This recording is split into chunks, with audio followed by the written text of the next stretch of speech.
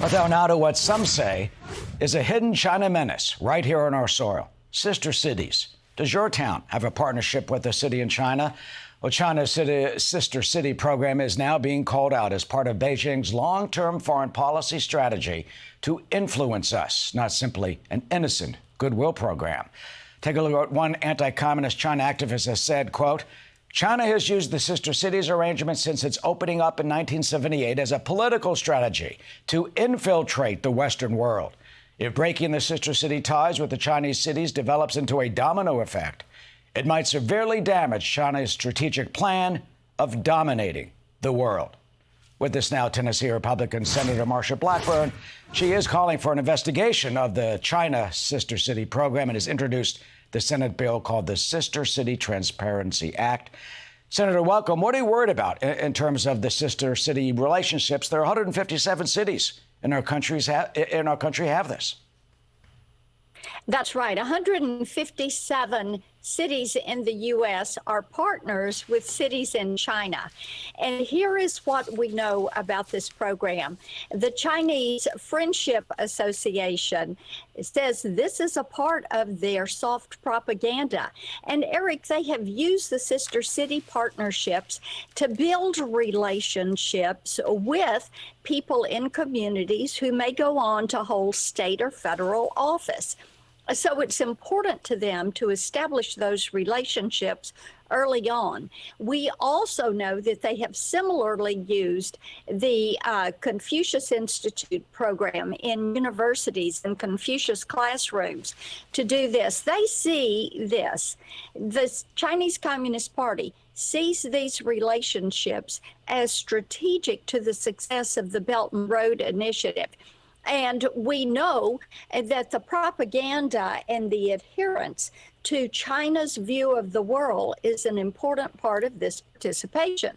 And recently, Prague terminated their relationship with China because you had the mayor of Prague refuse to recognize the one China policy.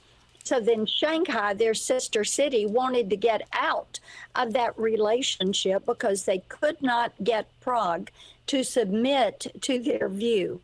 You know, we're showing a scroll of just some cities that we picked on the right of the screen. Hays, Kansas. I mean, cities that small towns, other cities you would not expect have these ties. And you just raised the issue of Prague. That was a political punishment by the Chinese against that city because they recognized Taiwan.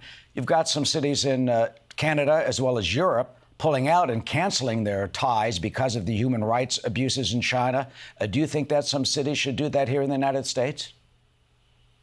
It would probably be very wise for any city that has a partnership with a Chinese city to do that. We have 1,800 sister city partnerships in the U.S., and these are important for education and culture.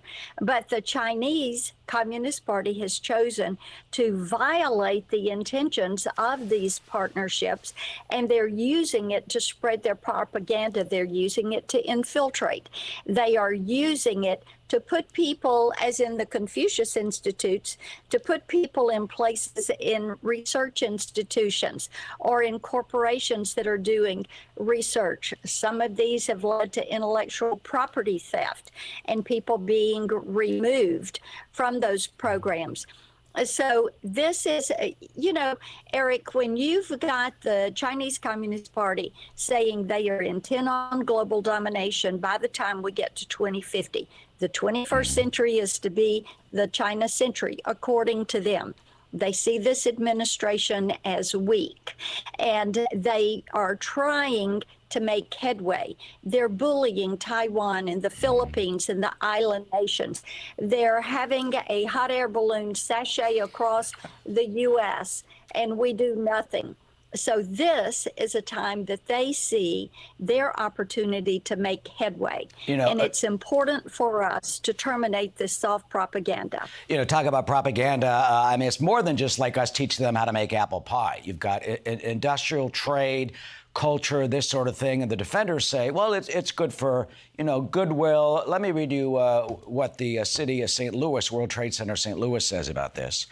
Sister cities conduct educational, cultural, municipal, and economic exchanges that promote mutual understanding. The Nanjing Committee organizes special trips to the People's Republic of China, highlighted by visits to our sister city. These trips encompass business, educational, and cultural exchange efforts.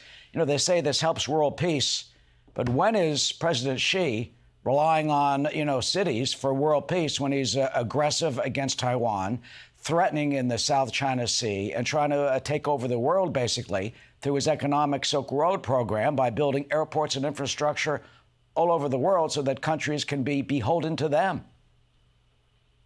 Well, you're right about that. And see, that is what they are doing. This is how they're infiltrating these communities and getting to people that are in local, state, and federal government and elected positions. They're trying to get to decision makers. And sister cities and Confucius Institutes, the soft propaganda, has been a part of that. They feel like it is part of their Belt and Road or their Silk Road or their great power competition, all components that they use, as well as looking at the economic warfare they carry out. My goodness, our trade imbalance last year with China was almost $1 trillion. $1 trillion. Wow. And we know that they are making more money than ever exporting to the U.S. We know that they're using that to build their military. And then they use that military strength with the new axis of evil, as I call it, Russia, China, Iran, and North Korea, to try to expand their relationships. Xi Jinping has been very aggressive in that. And they're using that to push for global dominance. We need to stop them. Some cities in Europe, as I said, canceling the sister city programs. Your bill takes a look at that, calls for transparency and an investigation. Republican Tennessee Senator Marsha Blackburn, thank you for alerting us to the situation. You got it. Of course. Arthel? Thank you. I'm Steve Ducey. I'm Brian Kilmeade. And I'm Ainsley Earhart. And click here to subscribe to the Fox News YouTube page to catch our hottest interviews and most compelling analysis.